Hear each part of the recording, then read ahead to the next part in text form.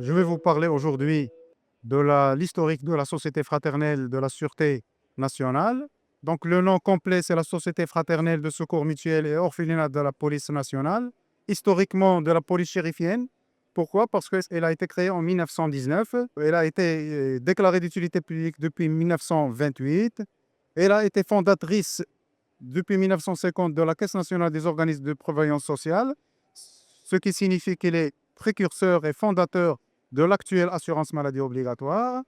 Et puis depuis 1963, date d'avènement du DAER qui régit le secteur mutualiste au Maroc.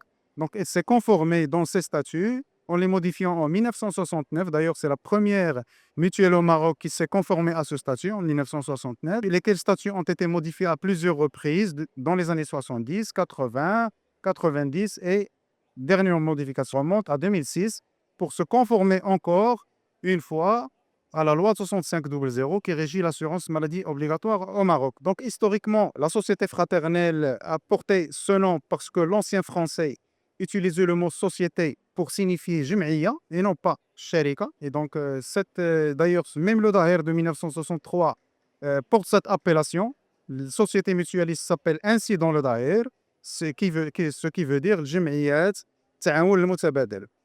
Donc ça, c'est pour justement expliquer aux personnes qui nous entendent, qui nous écoutent, qui nous voient, pourquoi cette appellation société fraternelle. Maintenant, pour ce qui est des activités, elle couvrait depuis 1979 un large panel d'activités qui vont de la santé de l'homme jusqu'aux activités sociales. Donc, on peut citer à titre d'exemple les salons de coiffure, on peut citer à titre d'exemple les pressings, les économas, les crèches pour enfants, l'apprentissage pour jeunes filles, etc. Donc, c'est à travers l'histoire depuis 1919. Depuis, bien entendu, la création de la Fondation Mohamed VI pour les œuvres sociales du personnel de la Sûreté nationale. Donc, les activités sociales ont été transférées progressivement, puis totalement vers cette fondation qui se spécialise dans ces activités-là. Donc, la fraternelle s'est consacrée exclusivement aux activités qui sont liées à la santé de l'homme et aux risques liés à la vieillesse, à l'orphelinat, aux accidents, etc. Donc, si on peut résumer un peu les activités de la fraternelle, sont régies autour de 4 pôles.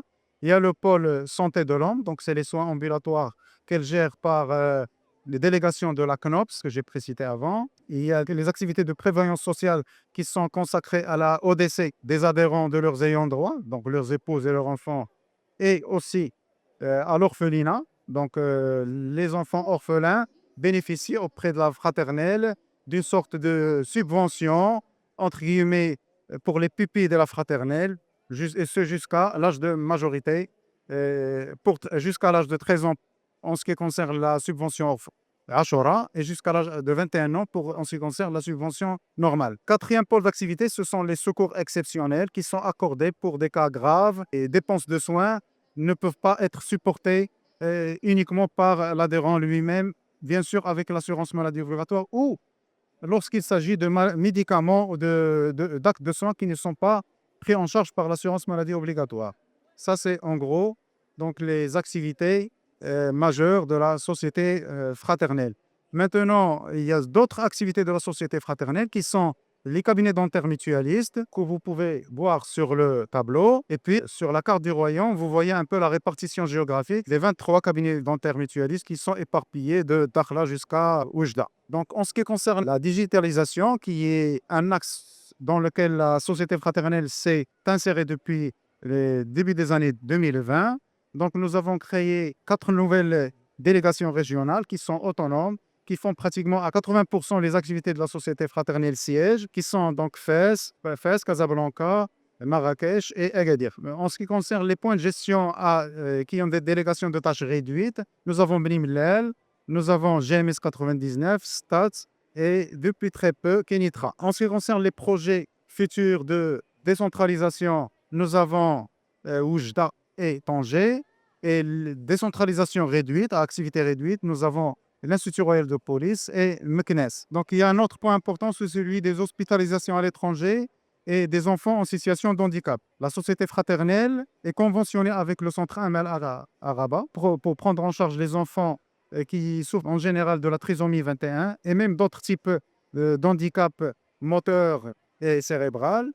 Et ce qu'il faudrait savoir, c'est que la CNOPS dispose à elle aussi de 4 autres conventions pour certaines associations qui s'occupent, ce qu'on appelle les centres médico-pédagogiques, qui exercent au sein de certaines associations qui s'occupent des enfants qui sont malvoyants, des enfants qui sont surmuets, des enfants qui ont un handicap de trisomie ou encore un handicap d'autisme. Ça d'une part. D'autre part, qui concerne les hospitalisations à l'étranger, donc la Société Fraternelle s'occupe le plus souvent des demandes de prise en charge au niveau de la CNOPS pour les soins qui ne sont pas disponibles au Maroc et fait leur suivi de bout en bout jusqu'à retour des patients depuis l'étranger. Ce qu'il faudrait peut-être signaler, c'est que la CNOPS dispose d'une convention avec les hôpitaux de France, donc ce qu'on appelle les APHP, l'assistance publique hôpitaux de Paris, donc qui représente un peu la santé publique en France.